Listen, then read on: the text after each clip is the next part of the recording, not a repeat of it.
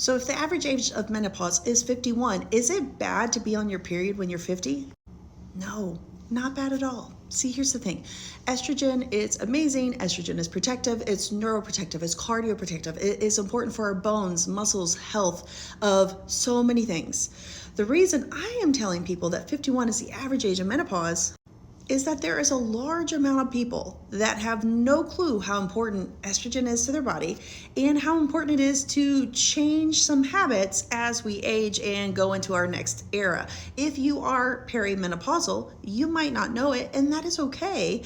But I want you to not feel crazy when you're feeling crazy. If you don't feel like you, if you're forgetful, if you have itchy ears, if you have brain fog, if you look at your arms and they don't look like you, and your fat is hanging onto your belly and you can't sleep and you have hot flashes and period changes, like, I just want you to know that perimenopause exists. And not everybody's perimenopause journey or menopause journey is the same, because it is very individualized to who you are, your lifestyles, your habits, your genetics. So on this particular post, when I say 51 is the average age of menopause, remember, it's an average. There are some people who have premature ovarian insufficiency who are going into menopause prior to the age of 40. There are some people who are going into menopause at 60, 62. But average in the US is 51. In other countries and other cultures, it is a different age.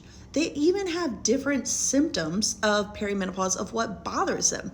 In the US, the symptoms that seem to get the most talk and the most problem are the vasomotor symptoms, such as hot flashes and night sweats. That is the vasomotor symptoms that seems to be the common talk. But the thing is, late perimenopause symptoms are period changes and vasomotor symptoms.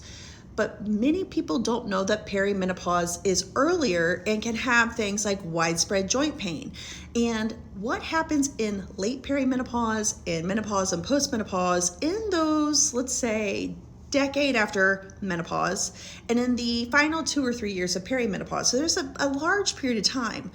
It really matters what you do.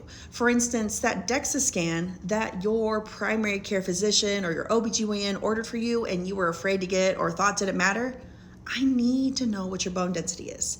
I want to know, because if you're not moving enough, because estrogen helps you keep onto your bone, hang onto your bone, and helps your bone stay, you might have to modify your lifestyle.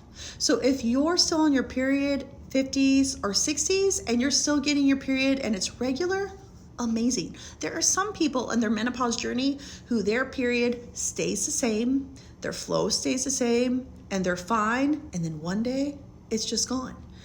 I will say there are 1 in 4 women who don't experience vasomotor symptoms. Amazing. But common things happen commonly, and I just want you to know that, hey, if you think you're perimenopausal, you're not crazy. If you are postmenopausal, I need you to care about your bones, and I need you to lift, and I need you to walk. There's just some modifications that we need to do.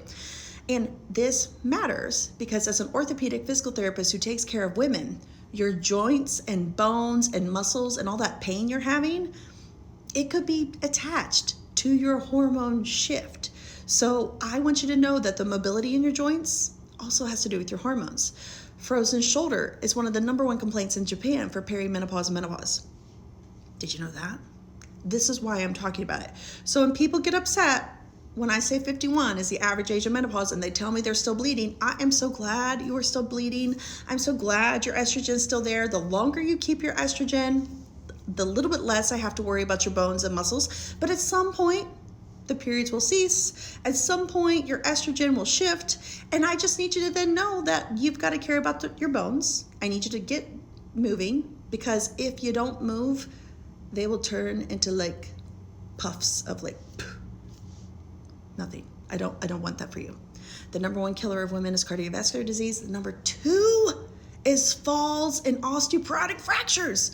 So if you know that stuff is going to hurt you, that's why I am a nagging woman to you to tell you about perimenopause and menopause and bone health and mobility, because our habits in our daily lives do make a difference. So I want you to be the best version of you. That's all.